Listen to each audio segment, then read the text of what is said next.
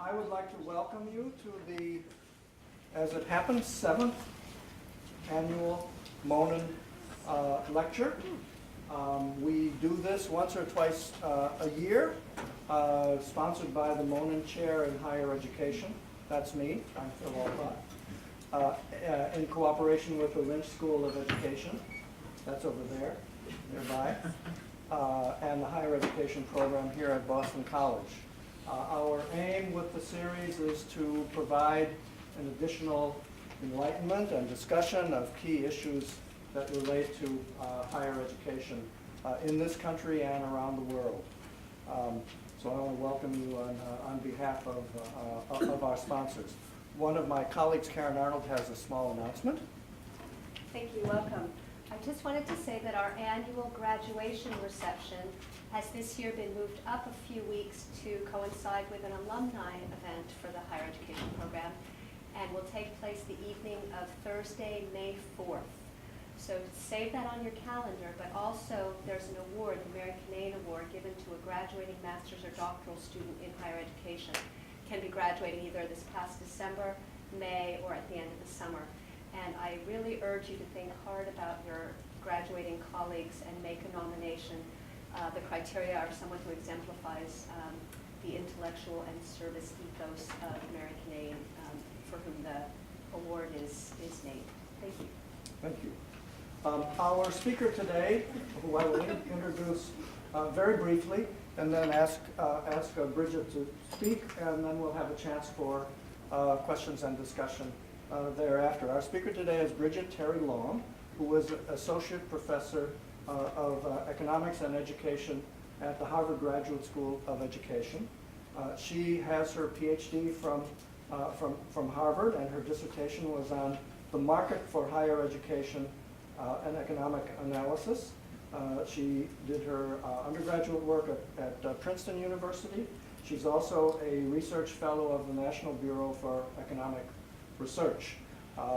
Her abiding interest in recent years has been on access and equity issues in higher education, and that will be her topic today. Thank you and welcome.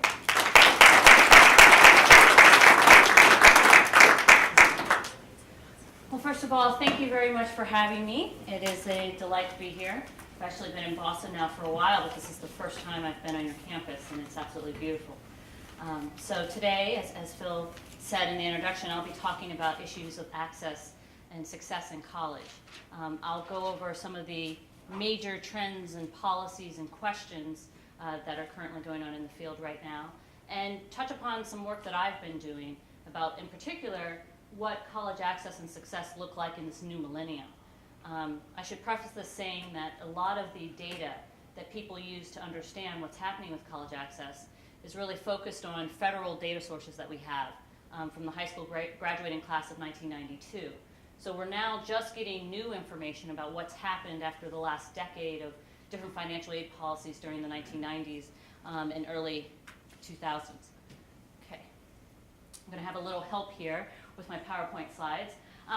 First, I don't think that this is earth-shattering to any one of you. We're all here, but we know that the return to higher education is quite substantial. And please. As you can see, these are the median annual earnings for 2000 for earners who we think of being recent college graduates, aged 25 to 34. Next, please. As I put in the purple, you can see these are the wages for high school graduates. And again, please.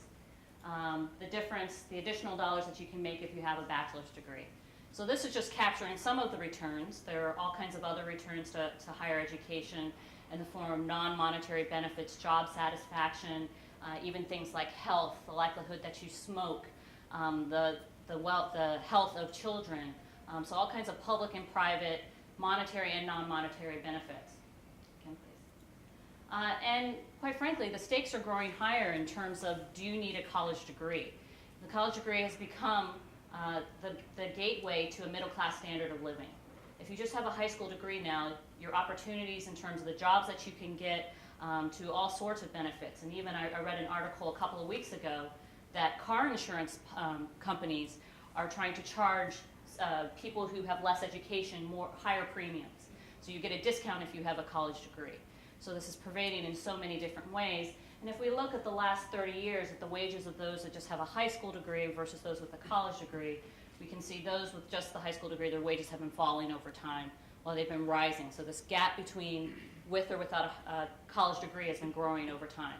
So the return is substantial, and the stakes, whether or not you have this degree, are really growing. So we're becoming a society that is very, very unforgiving if you don't have skills. It's kind of one strike and you're out. Okay. So as we think about access, what's going on now, let's look at the pathway to college, certain things that most students need to do in order to be able to get to college. I have 3 different criteria here. First of all, having a high school GPA of at least a 2.0, which is a C average. Second, if you're trying to go to a 4-year institution, taking the SAT or the ACT. And then third, actually graduating from high school.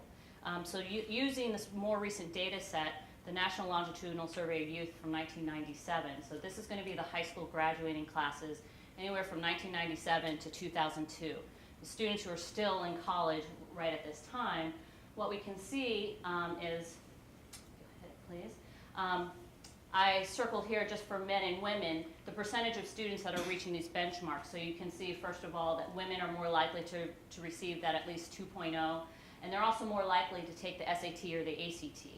And you can see, even among women, you have 40% of female students that aren't taking these tests. Again, these one of the benchmarks of getting into a 4-year college. Again, please.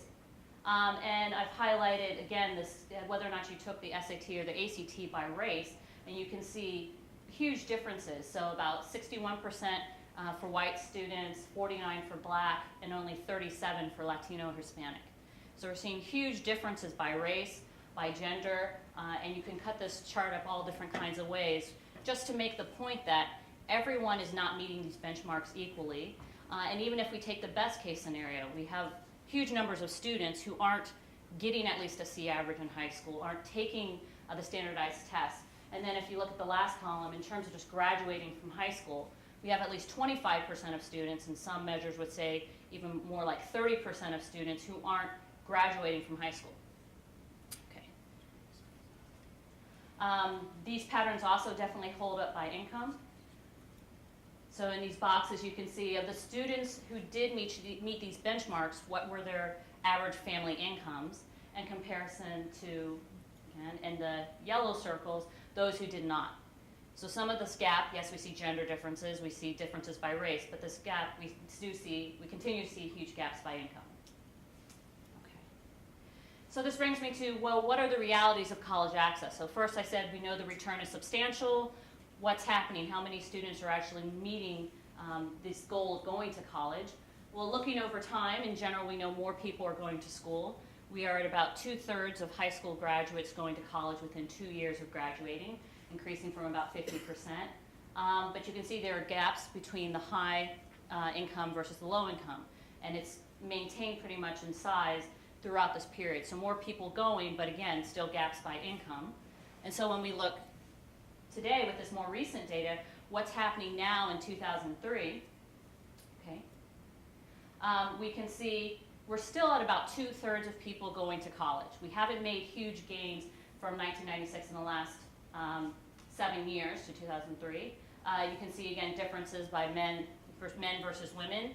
We have this, I don't know if you've been reading the New York Times lately, but there have been editorials about how we even now have affirmative action for men, because the women are doing so much better, and this is certainly showing up in the data. We also see differences by race, so 70% of white students, but only 57% of black and Latino students are actually going to college. Next, please. And again, differences depending on parents' education, much more likely to go to college if your parents did, household income, high school GPA, and taking the SAT, ACT. So this is kind of reiterating the fact that the pathway to college and who are making those benchmarks, and then it actually showing up and who's going to college. So we know, it's okay, don't worry. So we know that college is very important. We know that only about 2/3 of students are going, and it differs a great deal by race, gender, and family income. There's also huge differences in where students are going to college. So looking at this next table, we can see that if you're in the bottom quartile in terms of income, you're much more likely to go to a community college than if you're in the top 25%, top quartile. About 2/3 of those students are starting at a four-year college. So we've been pushing access for so long, and it looks like maybe our gains have been slowing down, but not only that, we have to pay attention not only to access, but to choice. There are huge differences in the types of resources that students receive at these different schools. And going to community colleges, although we promise and try to sell that you can transfer eventually to a four-year program, the research is telling us that very few students are actually doing that. So we have all kinds of inequities in the system. Okay, so has higher education moved from being this gateway to a middle-class standard of living to actually being this gatekeeper? Where we have a lot of students who are being shut out for lots of different reasons and not having access to the opportunities. Kind of summarize my first 2 points. First of all, there are large numbers of students, even among those who meet the high school graduation requirements that we give them, who aren't prepared and don't have the basic skill levels to get a good job. And basic skill levels, I mean minimum things like meeting a 2.0, a C average in high school. And second, we have these large gaps in college access and persistence, the key vehicle to a middle class standard of living. So huge problems with access. What do we do? And so for the rest of my talk, I'm going to talk about two major kind of keys to success, things that we think do matter. The first one being academic preparation. Are students prepared for college? And I've kind of hinted that they're not. So what do we do if they're not prepared? How do we get them the skills? And then second of all, what about financial resources? We've had since 65 and maybe even earlier, depending on how we want to count, all kinds of financial aid programs, but as we could see, the gap between the rich and the poor in terms of going to college hasn't really closed. So is the financial aid system currently broken? After going through this, towards the end, I'll give some ideas of as we think forward to the future about what we can do about some of these issues. Okay, but first of all, academic preparation. Are students prepared for college? Well, a lot of my work has focused on Ohio, and as you'll see in a moment, I have this really amazing data set where we can track students over time. But Ohio's been pretty active collecting information from their colleges and universities, their public colleges and universities, doing performance reports since, I believe, 1998. And one of the reports that they did is, are students prepared? What's happening with them? And so the Ohio Board of Regents has partnerships with ACT, and ACT is the big test that you take in Ohio. And when students take this exam when they're in high school, they report how many different classes and different subjects they've taken, have they taken Algebra 2, things like that. And only 36% of the ACT test takers didn't meet what we would define as being an academic core to prepare you for college. Okay, so 36%, and this is just of the test takers, keeping in mind that there are 25-30% who aren't even taking the exam. And the number in terms of those who aren't prepared is likely to be even higher because we know something about self-reported data. People tend to oversell what they've actually been doing, what they've accomplished. And so we worry that there are a great number of underprepared students. And there's been some other work by Green and Foster that says overall 35% of high school graduates are coming out without some basic academic core. And by this I mean 4 years English, 3 years math, 3 years social sciences, the basic kind of graduation requirements that a lot of states have right now. So what do we do about this? Well, what higher education has done for the most part is offered remedial courses. Oftentimes people will say, well, we're trying to reform K through 12, we're trying to reform that system, and that's well and good, but what do we do about all the students who've already come through? What do we do about the adults? What do we do about all the high school graduating seniors this year? So colleges remediate, or place in remediation, about 35 to 40% of all first-year students.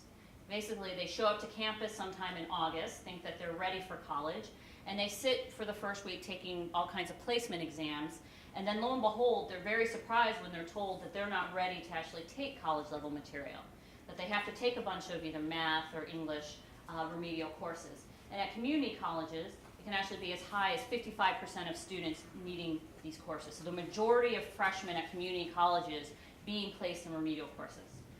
Most of the remediation is at non-selective colleges, and though I really try to reiterate this to my students at Harvard, although we think of these really selective institutions where barely anyone gets in, 80% of students at four-year institutions are going to pretty much open admission, non-selective colleges. Where yes, maybe they have to send in their SAT or their ACT, but basically everyone gets in. That's where 80% of students at four-year schools do. But that's what happens to them. And basically 100% of the students who are at the community colleges. So this is where the bulk is happening. This is what's happening to the average college student, certainly not what's happening at places like BC or Harvard. And so because of how important the remediation placement exam has become, it's actually the gatekeeper for whether or not someone's going to get college level skills. It's not getting into college, because like I said, so many are open admission. It's can you pass this test?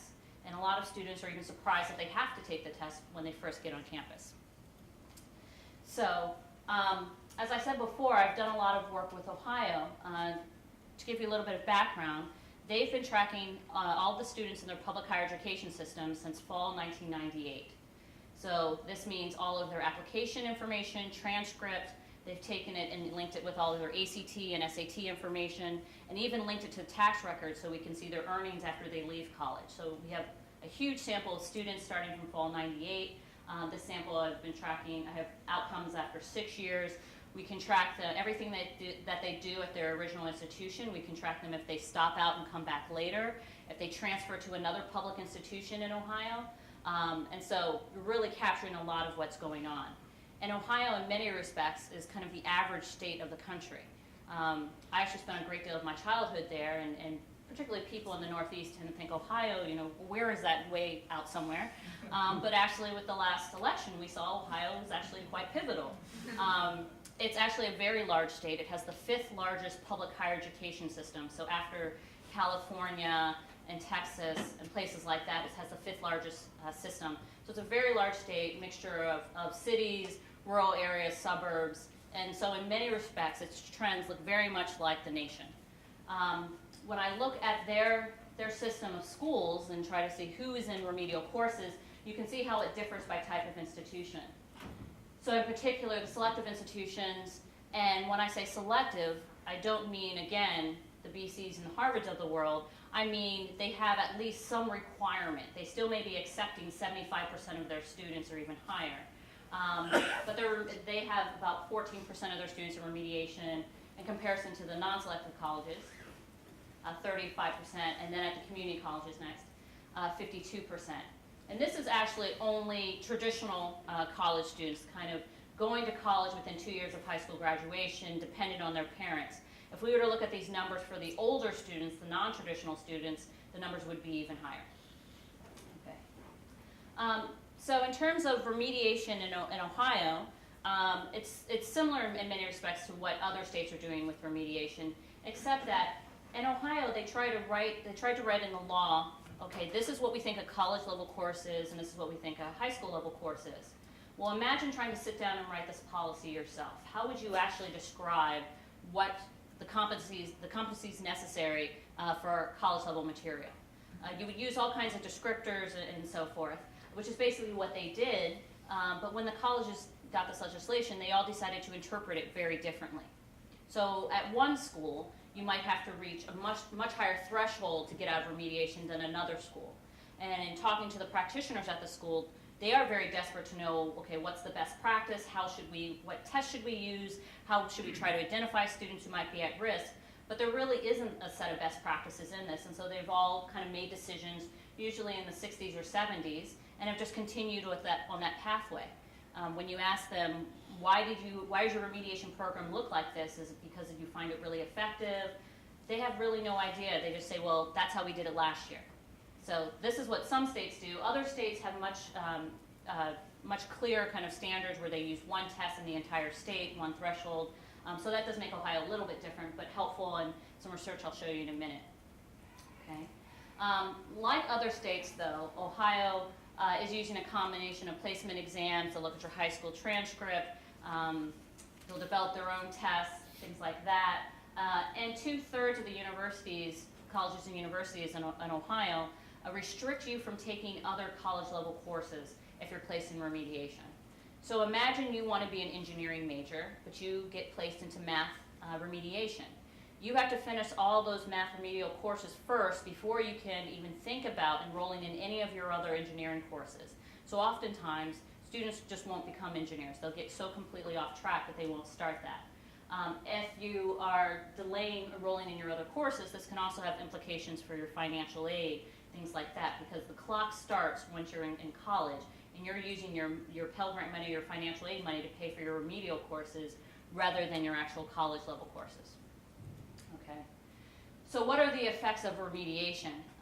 There actually hasn't been a lot of research out there, and so with a colleague of mine who's at Case Western Reserve University, Eric Bettinger, we were able to get some support from the Lumina Foundation to do a study using these data to understand, well, is college remediation helping students?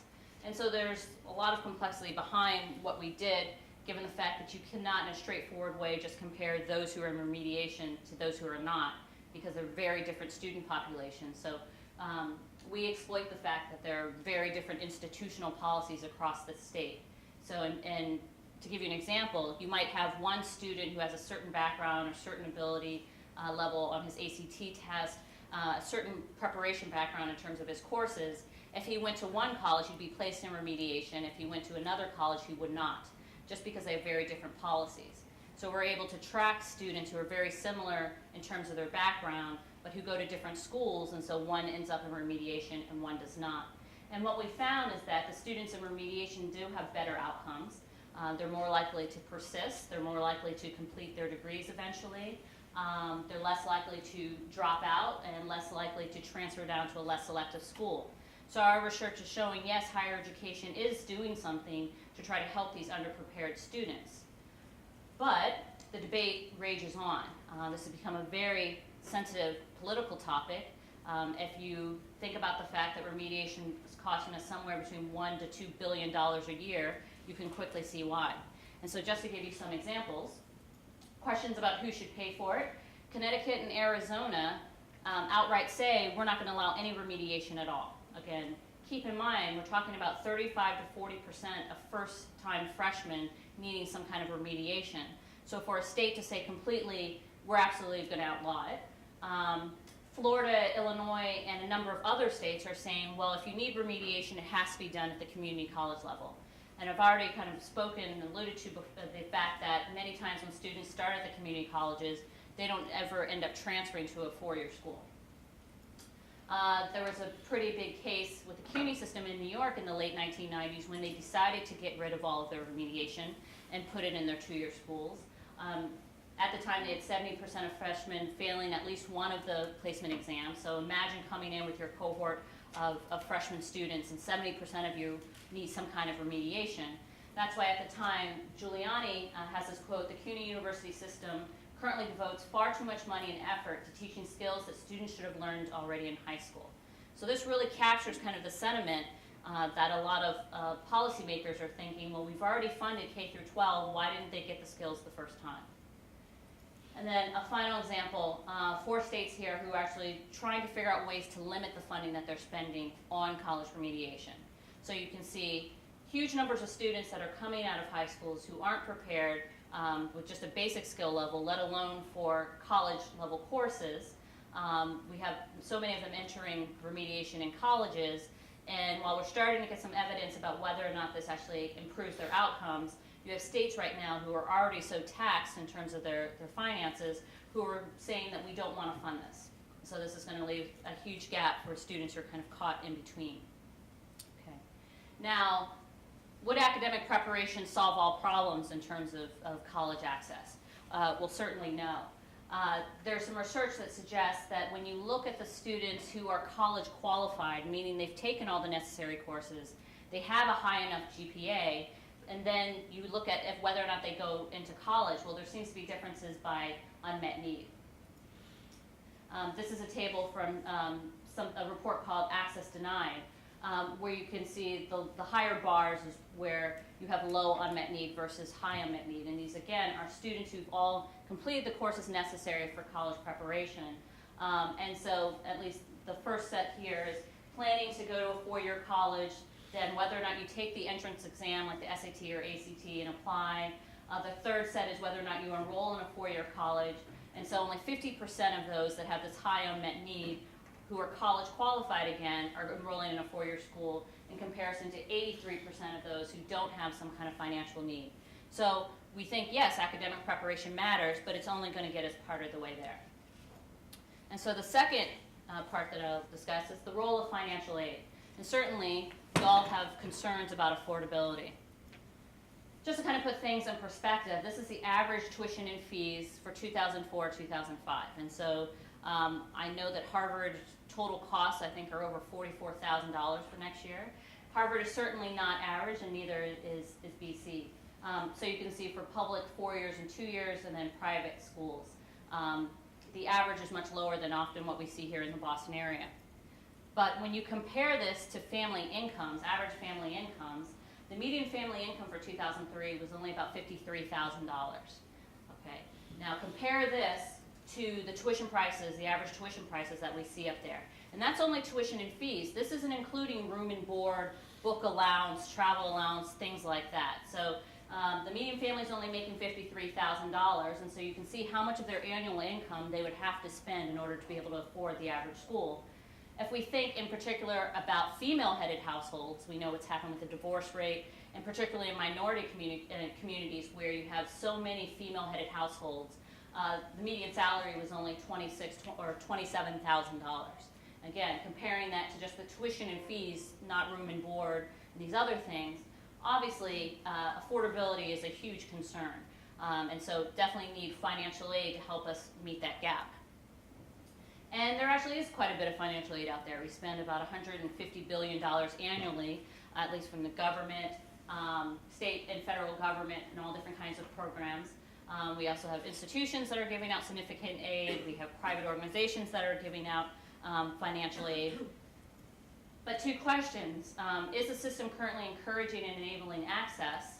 And what's happened in the last 15 years? I've already kind of pointed out the fact that while we've had all these financial aid programs for at least the last 3 or 4 decades, we still see these huge gaps by income, by all different kinds of ways that you look at it, of people not going to college. Well, there have been several major trends in the last several years. First, if you look at the Pell Grant, now the Pell Grant is the major federal financial aid policy. It's the foundation of financial aid, so if you are a needy student, it's the first thing that they're going to give to you. And it started in 1972, and so you can see the first little bit there where it's increasing, the program's ramping up to about the late 1970s where you can see it hitting the peak. And those lines there are representing how much will the maximum Pell Grant cover in terms of a public 4-year or a private 4-year college. And as you can see, those lines are sloping down as we get into the year 2000, that the Pell Grant just has not been keeping pace with how fast tuition prices have been rising. It doesn't cover as much as it used to. So if you were a low-income student in the past, it might cover up to 2/3 of your tuition bill. Now it covers only about 1/3.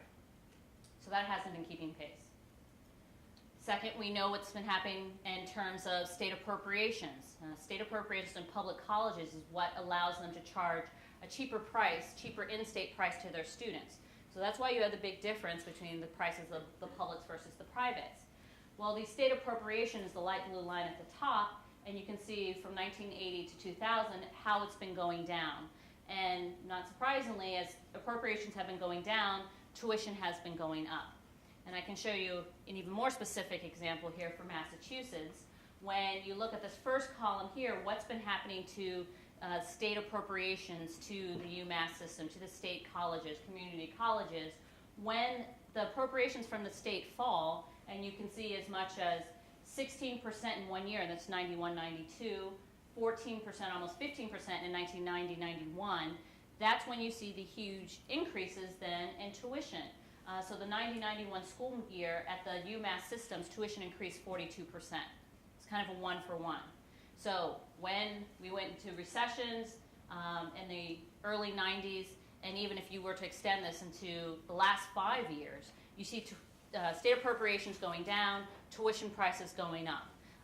And so for so many years, I'd read the Chronicle of Higher Education, and they say privates were increasing their tuition prices faster, outpacing the publics, and all of a sudden, after about 2001, 2002, it was the publics that were in serious hot water, and it really boils down to the state appropriation issue.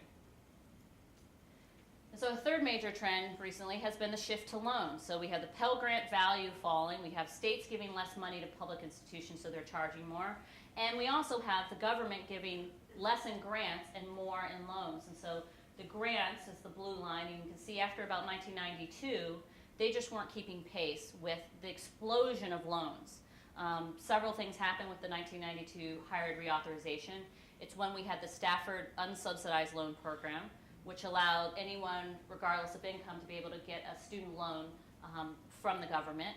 And we're currently debating this now with whether or not the government should have the program and how they should try to frame it. But certainly what's happening is debt levels have been going up as students are being required to take out more loans, and they're receiving less in grants, less grants from the government, less grants, it seems, also from institutions and other sources. So the debt burden is certainly increasing on students. Okay. If you continue to think about loans, one thing that has been debated with the last reauthorization, so these are the policies that govern federal financial aid, is people have been talking about the loan limit. So you can get an affordable, meaning low fees, low interest rate student loan from the government, but since the late 1980s, the maximum loan you could get your freshman year was $26.25, and it hasn't changed. And so this graph is showing you, if you look over time, what's happened to tuition prices and how much the loans will cover. So the yellow line at the bottom is the loan limit, again, which hasn't changed. If you got both the maximum loan and the maximum Pell, that's the red line right there, which the arrows are pointing to. And so together it would help you pay the tuition and fees for a community college, but the darker blue line, the public 4 years, is above that, and so is the private by far. So even the loans that the government's offering aren't going to help you meet the full cost again, and this is just tuition. This isn't room and board and things like that. So you see people turning to things like home equity loans, the private loan sector where they're going to charge you a lot more in fees and in interest rates. Credit card debt, we know from students, has also been going much higher. So students are trying to fill the gap in multiple ways. Just as a side note, I did a quick study trying to understand, well, what would happen if we increase the availability of loans to students? Would this help their access?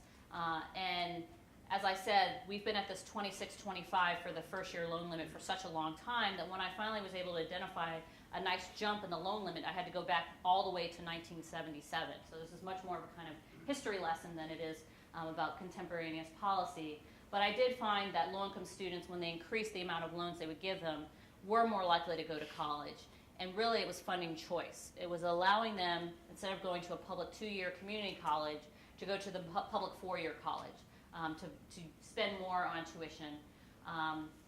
And this, there is some other work that's more recent, looking at a more recent period, that says, okay, maybe loans are increasing access. Maybe for the group of students who are out there who are unable to, have their own collateral and get their loans themselves, loans are being helpful to students and helping them fund education. There's a big but there, though. Are loans really the same as grants? We hear oftentimes policymakers talking about grants and loans as if they're the same thing.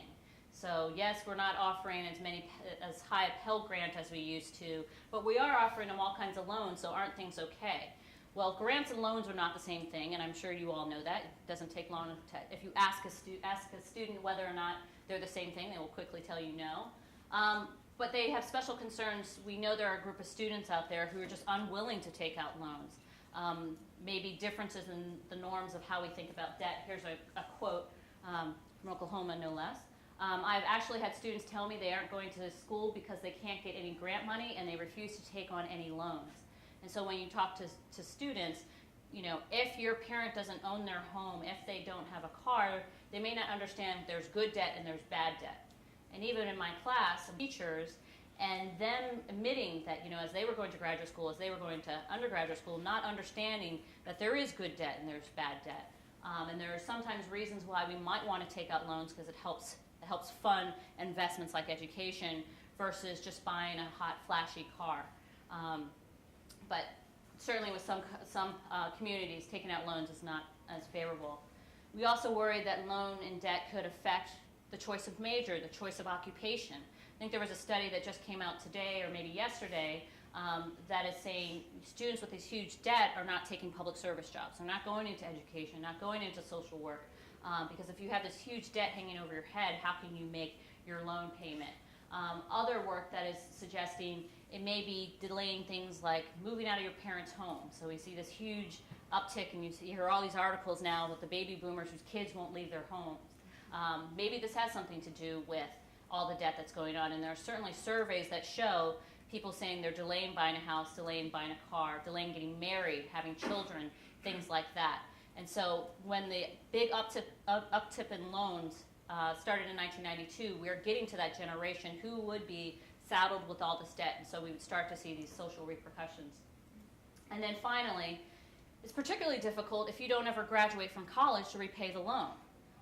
In a second, I'll show you some information on persistence, but we sell, yes, higher education has this huge return, but what if you don't actually make it to graduation? How can you pay your loan? So we have to think more than just about access. We have to think about also success in college and are students persisting. One study said only about 50% of those who are age 25 to 29 have their college degree. To show you some more specific numbers, next please. This data actually comes from the NCAA. NCAA has been collecting graduation information for a while now, and they will show you not only by sport, which if you go to their website, it'll be there, but schools, when they participate, also have to report for their general student body. And so this is the class that entered 1996-97, and they looked at them 6 years later to see if they had graduated. The Division I, you can see 55% Division I public, 55%, Division I private, 73%. And you can look at the differences by race. So for white and Asian Americans, 58% for white, 63% of Asian, which I don't know if we think high or low, but there certainly are large numbers there then who are not graduating within 6 years, who are going to be saddled with debt. And then when you look at students of color, Black, Hispanic, and Native American, you can see only about 46% are graduating. So that means that over half of the students that are starting college, who are most likely incurring debt, are not actually graduating, not just within 4 years or 5 years, but actually giving them 6 years, they're still not graduating with their degree. So to summarize the points I've tried to make, so after 3 decades of policy, we still have significant gaps in who's going to college. 4 out of 10 college entrants are deemed not ready for college level material, and you can pretty much consider the 25 to 30% who aren't graduating from high school at all are prepared. We have this movement away from access and financial aid policy with the declining value of the Pell Grant. We have growing burden on loans, increasing concerns about persistence, and certainly those have been definitely emphasized if you look in the newspapers. So, question, looking ahead, is there any hope that we're actually going in a positive direction, or what can we do about these problems that we see? So, a couple of things. One thing, in thinking about the aid system, if you've filled out a FAFSA anytime recently trying to apply for financial aid, you'll see it's a bit more complicated than even your 1040 form. Multiple pages, 108 different questions about how much money you've made this year versus that year, and assets, and all kinds of other questions. And so when you look at studies, they find that 50% of students aren't completing the form. They either don't know that it exists, or they're unsure how to fill it out. And many of them would have actually qualified for financial aid if they had filled them out. The report suggests 1.7 million low and moderate income students would be able to qualify for aid if they filled out the form. And so one thing that's being debated, has been debated the last couple of years, that's being spearheaded by the Advisory Committee for Student Financial Aid. And this is a group that advises Congress about issues concerning financial aid.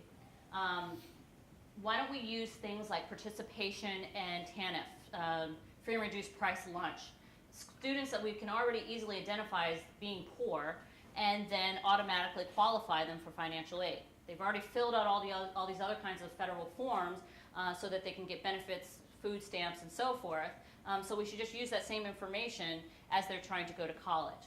In particular, this is going to be a group whose parents most likely haven't gone to college, who aren't going to understand or be savvy enough to get through this really complex system. So this is a group we could reach out to. They're trying to provide early estimates of student eligibility. So the way the system works right now, you don't really find out how much financial aid you're eligible for until spring your senior year of high school, which is a little bit late when you want to be taking all the courses. You want students to believe very early on that they can make it, that they can pay for college if they prepare academically. So streamlining the timing of the process, even making a FAFSA easy form, just like the 1040 easy form, to make it easier for people to apply for financial aid. And so while Congress has said, don't even ask about trying to get more money for Pell Grant, they've been much more open to saying, okay, we should make the process easier and much more clearly defined for students. Yes. And then I put another note here because I'm in the process of starting a new research study, working actually with a couple of colleagues, Eric Beninger and Phil Oriopoulos, with H&R Block of all people. Lo and behold, lots of low and moderate income families go to H&R Block for their tax preparation. And H&R Block decided to have a call for experiments to do any number of studies. What we proposed to do was to take the families that are coming in and they filled out their tax forms and then have a program that would just basically dump all that information into the FAFSA automatically for them. You might have to ask them 5 other additional questions to check the right boxes, but then their FAFSA would already be completed for them. We also, because it's a bit of an experiment, we have to try to prove that this actually helps people in terms of going to college. We also are going to have a second group where we not only fill out their FAFSA, but we also give them the information that says, if you go to local college A, you will get a Pell Grant of this amount, you will be eligible for these kinds of aid, this is how you can make it work. Just basically trying to give people more information. And so the proposal was accepted by H&R Block, and so now we're starting to figure out how to actually make this come to fruition, and the experiment will be running hopefully starting January 2007. So hopefully we'll get some more information about whether or not simplification actually works. On the other side, so that may be one way to help financial aid, especially since we're not going to get more money to actually raise the amount that we'll give in grants, simplify the process. But on the other side, in terms of academics, what do we do about this huge need for remediation? Is there a way to prevent students from even needing the courses in college? And one thing that a lot of states are doing is this early placement testing. They're saying rather than waiting to your freshman week, when you show up at college and give you this placement exam, why don't the colleges actually reach back into the high schools and give it to the students while they're still in high school and they have time to take the courses that might be necessary for them in order to be able to avoid remediation. And so you have states going where they're giving the college placement exam to 10th and 11th graders and then coming out with a report saying you have these competencies but you still need to take these courses in order to be able to get other kinds of courses under your belt. So to give you some examples, Ohio's had a program in place since '78 where they're using the Ohio State University placement exam. Students and schools can volunteer to take it. California also has a large program that they've been ramping up. And 2 states, Illinois and North Carolina. Well, in Illinois, they actually made it a state law. Starting in 2001, that spring, all 11th graders were required to take the placement exam. So it's giving everyone complete information. So during their senior year, if you need to take that 4th year of math or other courses, so you can try to avoid remediation once you get to college. And so I'm starting another project looking at these programs to see if we do see remedial rates going down, if we do see students taking more courses and academic subjects that we really care about. So these are 2 possibilities. So to close just with some final thoughts, first of all is that we need to reinvigorate arguments about the public return to higher education. As I even started with slide number 1 about the return to education being large and being substantial. And I think that message has gotten across that as an individual, your salary is higher if you go to college. And this is part of what is kind of justified saying, well then, if you're going to get this huge benefit, you should have to pay for it. But there still are public benefits to higher education. Or another way to think about it, there are certainly public costs to not having access to higher education. We have a large number of students who aren't even graduated from high school. We know what that means in terms of crime. We know what that means in terms of health. Things have become very, very costly. And so even if we don't want to make a moral argument for reasons of trying to deal with these inequities, you can easily make a very financial one to taxpayers saying it's better to pay for this up front than to pay for years and years afterwards. The threat of competition and the growing interest of business. Business is now definitely getting much more involved in what higher education is doing, wanting skilled workers, being concerned when graduates are coming to them, even college graduates are coming to them, not able to write, not able to perform. And so you see things like the Business Roundtable trying to participate in discussions with what are colleges doing. You see businesses in particular areas supporting the local institutions to help train students so they can have the skills. Lots of areas, if you think about Rochester, University of Rochester, and back in the day, you used to have Kodak and Xerox and Bausch & Lomb, who've all been hit now, but that was one example.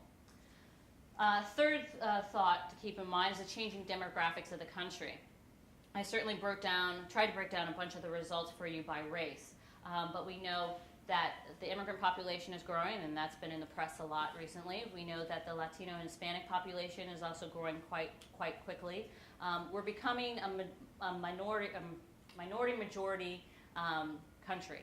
And we also know a lot about what the incomes of these families, this kind of social capital that these families have. And so if we're not quick to somehow address this, we're already going in the direction of a society with the haves and the have-nots. And the only way that we're going to continue moving forward, if you want to break it down to a strong economy or any other kind of measure, is by figuring out how to educate all of us together. And so you will continue to hear things about things like the DREAM Act, where giving undocumented students access to in-state tuition prices, because if people are going to stay in the country, then we need people to be skilled. We need them to be contributing. Another point is effects of academic reform at the K through 12 level. With No Child Left Behind, for all of its faults, we do see a lot more discussion about how to try to improve K through 12. A lot more discussion about research to identify best practices to try to help schools do better. And that's only going to prepare more students to be able to go to higher education. Then we just have to make sure that we are able to help them meet the financial demands of paying for college. And then finally, better data for better information. As a researcher, there are so many different questions that I would love to answer that I can't because we don't have the information. But things like No Child Left Behind, regardless of what we think about it, at least is generating a lot of data about what's going on in schools and who's doing well and who's not, and schools that are bucking the trends versus schools that are failing. It's given us more information to be able to track students across different parts of their lives to try to identify what matters and what doesn't. And so for researchers out there, I definitely encourage you, there are these federal data sets, as I mentioned in the beginning, things like NELS and so forth. But there are all kinds of other data out there that colleges have, that schools have, that they don't know what to do with. They're not sure, they don't have the research capacity to look at and to try to make better decisions.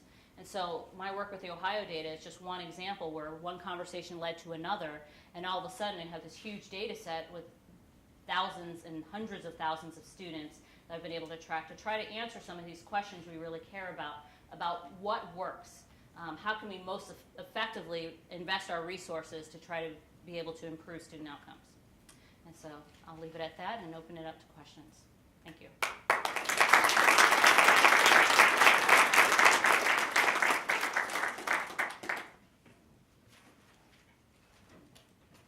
Yes, thank you. Dr. Long, as I understand it, Harvard recently announced that it would give tuition remission to admitted students with family incomes of less than $60,000. Right. If that is the case, and if not, correct me, what's its impact on the access issue as you described? Right. So to be clear, I'm not exactly sure if it's students who are already there, if it'll kind of backdate and give them tuition remission, or if it's just incoming students. But yes, it definitely is. If you make $60,000 or less, meeting your need with grants, rather than loans, upping the financial aid packages. And so I guess it was 2 years ago when they went to 40 and now going to 60, even higher. Some early research suggests that when we went to 40, increasing the aid packages if you made less than $40,000, it increased the number of applications we got from low-income students, increased the yield rate in terms of low-income students. And so Harvard kind of looks at that as being successful. Quite honestly, though, let's look at this in the larger picture of things. When they went to $40,000, this ended up being a very, very inexpensive program for Harvard. I don't want to misquote the figure, but I know that it was under $20,000 and for some $20 million, and for some reason I'm thinking $6 million. It was something relatively small that that garnered a lot of press. And so I'm very happy to see that the institution continues to use more of its resources, going to $60,000. Because as a lot of my presentation was trying to point out, things like the Pell Grant is for very low-income students, but we have this increasing group of working poor, who are just above the cutoff for being able to receive the Pell Grant, but certainly don't make enough to be able to afford higher education. So helping that group, and that's what Harvard is doing right now. In general, though, for a school like Harvard, the financial aid is wonderful, and I think the press is wonderful to let students know out there that no, you're not going to pay $44,000 for Harvard, that Harvard has generous financial aid. But for this to really work, for this to really increase access, you also have to worry about the admissions problem. The fact that so few low-income students who have the academic credentials to be able to get into Harvard actually apply. If you are a low-income student in this country and you apply to one of these top institutions, my alma mater, Princeton, was the first in 2001 to go to no loans, then you are completely set if you can just get into the institution. But how do places like Harvard and places like BC reach out to low-income students who are academically prepared to be here? One thing that we're doing at Harvard now, Caroline Huxby and Chris Avery are working on, and I'm hopefully going to be helping them a bit, is using things like when people take the SAT or the ACT, generates these huge lists of students all over the country and their scores. We're working with ETS, being able to get those lists to say, okay, who has scores above a certain amount but has an income below another amount. And that'll give you a pool of students all over the country who are low income but high achievers. And then thinking about how can Harvard reach out to them. Because oftentimes it's not, if you think about admissions, you have a number of schools that you go to as a selective institution. You go to their high school career fairs, or you meet with their guidance counselors and so forth. But for a lot of these low-income, high achievers, they may be one person in their entire school. There's one over here, there's one over there. They're not kind of congregated together in groups. And so the school is going to have to be much more clever about how they try to reach out to those students and identifying them, sending mailers out to them if they're anywhere in the area trying to meet with those students. And then the larger elephant in the room is there are so few low-income, high achievers. Why do we have that problem in the first place? How can we make it so that everyone, regardless of income, has a chance of being a high achiever? And that's an even larger worldwide problem. Yes? First of all, I find this so discouraging, particularly the fact that the students who will likely take on the greatest indebtedness are the least likely to finish college, and that the 20 years of retention research and theorizing has not really put much of a dent in retention rates in higher education. So I wanted to ask if you see any movement there. You seem to have answered the question that you don't yet know, or it's not yet known whether high stakes testing has improved the outlook for decreased remediation and persistence. And then my other question is the rise of merit-based institutional aid as opposed to need-based aid a minor or a major trend? Okay, I'll take the last question first. So the growth of merit-based aid, which has been huge. It's been institutions, it's even been state governments, where they're giving so much more money on merit-based aid. This all comes down to it's a very competitive market. We've had the U.S. News and World Report since '83. This really ramped up when all of a sudden colleges were scrapping to try to get students in their doors rather than having this huge baby boom cohort go through. And now that we're getting to this another huge cohort, we're still at this ramped up competition where, when you think about colleges and universities, they're not just profit maximizing firms like IBM. What do they care about? Well, the one thing that they all seem to care about is prestige. Even community colleges want to offer 4-year degrees, so it goes all the way down the list. And so you see huge growth in merit-based aid. Colleges want to buy people with higher test scores because it's something that easily translates in ratings of all kind. It's not only U.S. News and World Report, but there are now all kinds of ratings. And if you go to any school website, you will see that, well, they're number 6 in this rating and for this department. Everybody wants to be great. And it's unfortunate, the students that they are buying with the higher test scores also tend to be the ones that have the strongest preparation, who also tend to be the ones who go to good public high schools and whose families make a lot of money to be in the district with a good public high school. So you see the ones who are getting this merit aid are the ones who don't have as high a financial need as the lower income students who look riskier, lower test scores, and like you said, are getting much more in loans if they're getting anything at all. So you do definitely have this flip, and this, I don't know exactly what the question was, but I guess it was, is this big or small, and it's huge. I also noted that it's not just colleges that are doing this, it's also states that are doing this. We have all these state merit-based aid programs that started with Arkansas's program in '92, but the big one has been Georgia's program in 1993. And you have about 20 states who are saying, we want to reward students who have high test scores or grades, depending on what state, and so giving lots of money to try to keep these students in state. But we have very little information about whether, after they go to the University of Georgia, then do they leave the state? Do they go up to New York, New Jersey, or are they actually staying and contributing to Georgia's economy? So it's institutions and it's also the state. So I don't know, I worry a great deal about merit-based aid. I don't know what can turn the tide in terms of colleges and states not using that. I also worry a great deal as we think more about accountability in higher education, about holding colleges accountable for their graduation rates. That's going to make them even less likely to want to take the riskier cases than the higher income, more likely higher test score kind of cases. One thing that might change at least a little bit is if we move from focusing on inputs, students' test scores and so forth, much more to outputs or value added, the change from when you start to when you finish. And so there's been definitely movement in that direction with having other kinds of ranking systems or trying to incorporate that into accountability measures and so forth. There was a middle question that you had that I've lost. Retention of. Right. Oh, in the high stakes testing. And in general, from high schools, I don't know about these early placement tests yet. At least what the states put on their website suggestive that they have more students taking academic classes in their junior and senior year. Longer term, I don't know, I'll have to see, I haven't done the analysis yet. But it does seem, when you have a test like that, it can go either way depending on who the student is. If the student is very, very close to the threshold and they feel like, okay, it's close enough that if I put a little extra hard work, I can make it over the threshold and be set, well, then you might see a positive response. But if a student is really far from that threshold, where they would have to spend years and all kinds of time and effort if they think they can meet whatever the benchmark is, those kinds of students, it's going to discourage. They're going to be more likely to probably just drop out and more likely to just say, I can't handle it. And that's kind of the catch-22 with information systems or with testing and, how do you use the tests? Are the tests used to help the student make better decisions and give them resources, or is it to penalize the student or discourage the student? So all kinds of softer things matter a great deal in this, and these are the things that are hard to write in policy. Yes?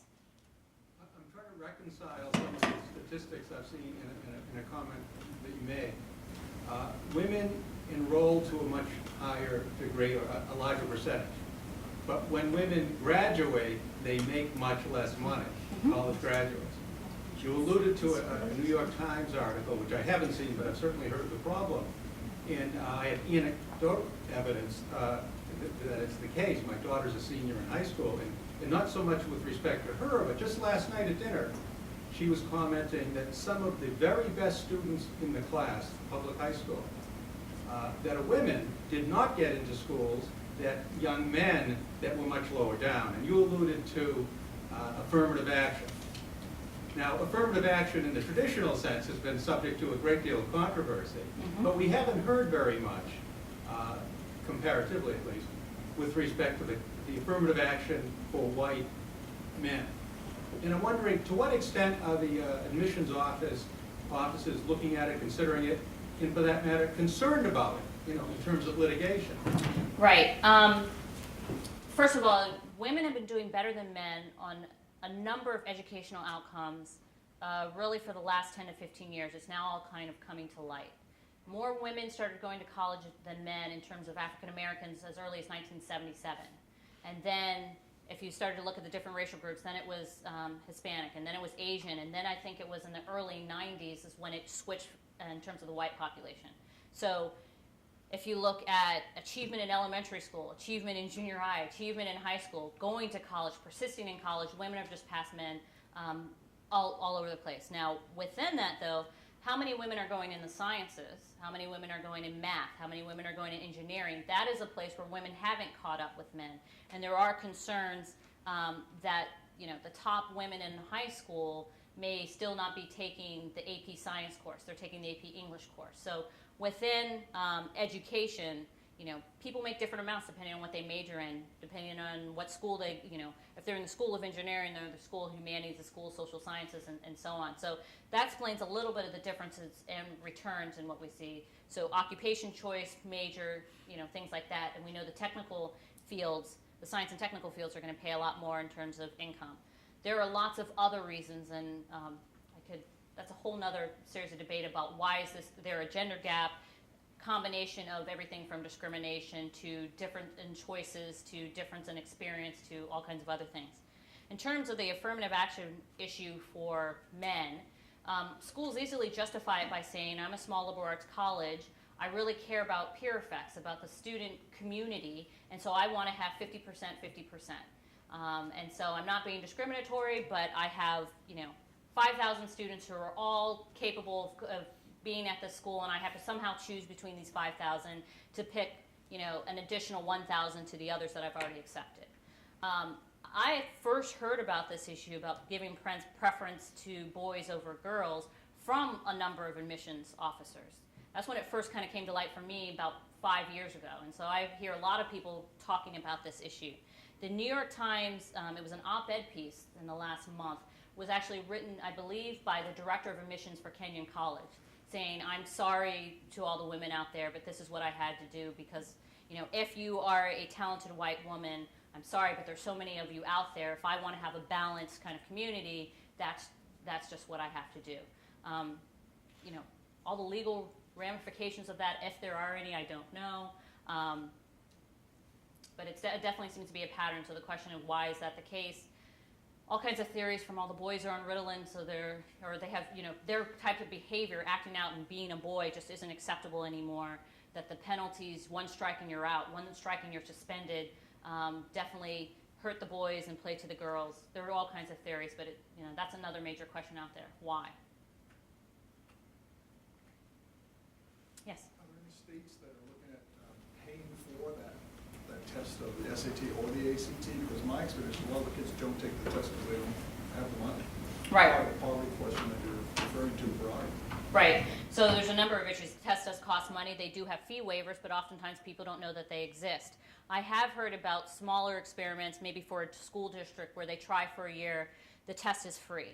There are also places like Tennessee where they have a merit-based program, but what they're trying to do is require everyone to fill out the FAFSA, everyone to take the test, those kinds of things. But I had an interesting discussion in one of my classes. We were talking about this issue with SAT, ACT, that it's not only that you have to pay for the cost of it, but you have to register for it, and then you have to actually get to the test. And if you're not registering till late because you're not a very savvy student and you just found out about this, you end up testing someplace far away from your home. And if you're a poor inner city kid, you don't have a car, so how do you get out to that test? I mean, there's so many different things that are connected with that that come into play. Yes? You alluded to the Latino demographic issue in your presentation. I wonder if you could talk a little bit more specifically about what you see as being particularly pernicious, given this with regard to college access for Latino students. Right, so what are the barriers and how are they special for this particular population? I think it's everything kind of, emphasized even more, blown up even more. So information is a huge problem. There have been, recently Sally Mae's done a number of surveys for the Latino population showing that they know even less about how the system works, what they need to do, what courses they need to take, when they need to do things like take the SAT, all of those kinds of issues. So information is going to be a huge problem. Then if we look at, well, what types of schools are they in? Do they have access to guidance counselors who have time to tell them about these things? Do they have access to AP courses or just advanced courses? When there's a course there, is it rigorous enough to actually meet the standards of what other high schools have? So you have the academics. You definitely have the financial part of it too. We know what's happening with the incomes of Latino families. And if you're an undocumented student, well then you're not eligible for federal aid, state aid, and all kinds of other things. And there's just the fear, if you go on record for anything, you might be deported, or all kinds of things can happen to you. And then you have language issues. And so, a lot of schools are debating about bilingual ed and so forth in their high schools, but certainly when you get to college, everything's taught in English. I don't know of any place, and if there is, please tell me, of any place where they teach their college courses in any language other than English. So I think the language issue is a whole nother set of things. But, very diverse population that we're talking about here, and depending if you're talking about California or Texas or Chicago, and so I'm from the Chicago area, which is going to be very Mexican, versus, if you're in New York or Puerto Rican or, all those kinds of issues, Boston, very Dominican, very Haitian, all those other kind of issues. So for each one of those populations, they're going to have different sets of norms, different sets of comfort with loans, information about college, those kinds of issues. But the three states with the largest Latino populations, California, Texas, and New York, and then Florida actually, Florida. don't pop up on any, in the sense of any progressive policies, for example, the early placement tests. So California was up there. So what's California doing? They have this early assessment exam that they're giving to 11th graders, and then a report comes with it about what you need to take your senior year to try to avoid remediation in college. But the hard thing about it is in their college system, every year I can see these reports in CSU with them kicking out 7 or 8% of their students because they don't meet basic skills. They've also put limits that they will only fund remediation for 1 year. If you need more than 1 year of remediation, they're not paying for it. So it looks like they're closing the doors to higher education while they're doing some stuff in high schools, but I mean, it's going to definitely take some time. In terms of progressive policy, Texas, as early as actually 99, the Dallas Community College System, I believe, gave undocumented students in-state tuition. Houston did it the next year, and then in 2001, the state decided to give in-state tuition to all undocumented students. So they've actually been busy with that, and I think California also has a policy that I don't know the specifics of it. And in terms of Florida is one state where they have an amazing data system where they're tracking students, and so they're thinking a lot, trying to think very strategically about their policies and so forth. They also have a much better system than other states in terms of community colleges to their four-year schools, where they have things like common course numbering. So whether you take the class at the community college or the four-year school, it's all the same. Trying to give a lot more information about how you move from one to the other, those kinds of things. So, yes? I have two questions. One is, and I guess I'm just looking for your feedback on them. For College Board, having worked with access programs, I've always found them to be very involved in it, but at the same time, there's so many pieces that they are in charge of that I guess I just was curious what you felt about having that kind of organization in charge of AP, in charge of college, and I didn't realize that they're also doing a financial aid form that's way more complicated to me than the FAFSA. That has to be done online, that has to be done with a credit card, which is a problem many of my students face. Just that role that they're playing now in access to education, to higher education. Right, and that's hard because you have a major company that's making tons of money off of one part of it, but then with the other hand is trying to do access things. I mean, I think that's a hard part with a lot of organizations.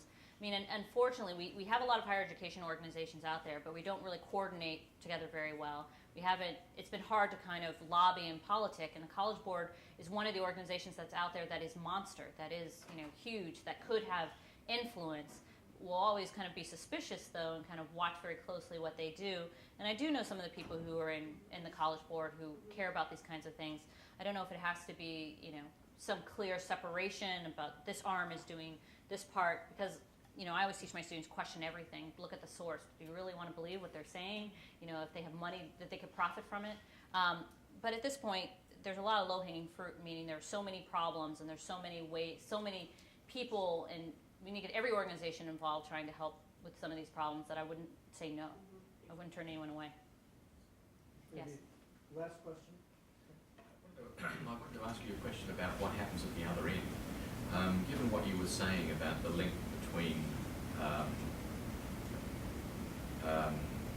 college graduation and income, how big a problem is it for individuals and for the system in terms of capacity to repay loans and defaulting and so on at the other end? So is your question about whether or not the labor market could, you know, continue to pay high incomes to college educated, or?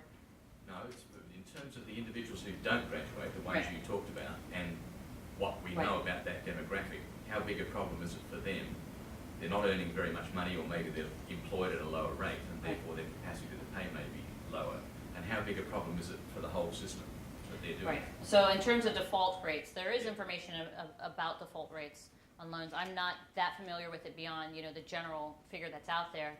And you know, in general, when we tend to be in boom times, people repay their loans because they all have jobs. Default rates tend to go up when we're in recessions, and I think in a couple of years we'll start to get data that more people are defaulting. I mean, what the government is trying to do, rather than really get at the root of the problem about why people are defaulting, is increase the penalties.